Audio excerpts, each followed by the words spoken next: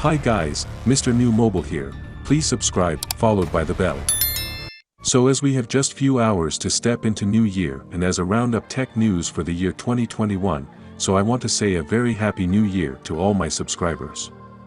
So the year 2022 could be a big one for foldable phones, alongside the Samsung Galaxy Z Fold 4 and possibly imminent Google Pixel Fold.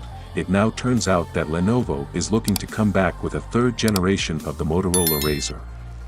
I think innovation is always the driving force of the industry. A machine-translated version of the text reads, "Before announcing the third generation Razr folding screen mobile phone, it will, according to the slightly clunky translation, feature more advanced chip computing power, a better man-machine interface and a more atmospheric appearance." No release date or price listed was mentioned, but Hinge did reveal that the phone will be for the Chinese market at first. If the past two Motorola Razr foldables are a blueprint for the new model, then this will be a rival for the Samsung Galaxy Z Flip 4 rather than the company's 2-in-1 tablet or phone hybrid. Should Samsung be concerned?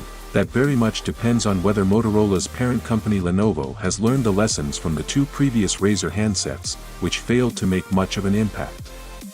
That limited impact came down to two very obvious drawbacks. The first was price. The original Moto Razr launched at an eye-watering $1,500, and this was only marginally improved for the Moto Razr 5G, which received a $100 discount. That in and of itself isn't a problem, as foldables are notoriously expensive. The trouble was my second issue with the phone, that Motorola scrimped on the internals for both. The original packed a Qualcomm Snapdragon 710 SoC, which could be found in phones costing around $300. The 5G follow-up improved things slightly with a Snapdragon 765G SoC, but that's still the same chip found in a $449 Pixel 5a. Samsung's foldables were similarly expensive, but at least featured up-to-date internals. The first generation Z Flip cost $1,380, but packed a Qualcomm Snapdragon 855 Plus SoC, the same chip the company used in its only recently superseded Galaxy S10 handsets.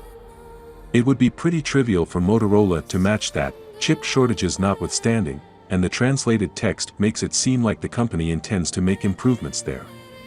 But spec bumps cost money, and it will take a serious price cut for even an advanced Moto Razr 3 to compete, given Samsung has aggressively slashed the price of its foldables so much.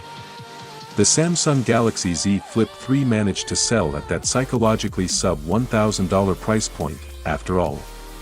So, can the Motorola Razr 3 be a serious contender? It has an uphill struggle on its hands, but we'll have to wait and see if the improvements are as positive as Hinge seems to think before we reach a more informed verdict. For now, color me skeptical. The leak says that Samsung is working on improving the hinge mechanism on the new Fold 4, which as you can imagine is a crucial feature of the design. Depending on how the refinements go, this is also rumored to result in a lighter chassis. Well, without being said, let me know your thought in the comment below, and if you are new here, please subscribe, like the video, comment. Thanks for watching. See you on my next video. One, peace out.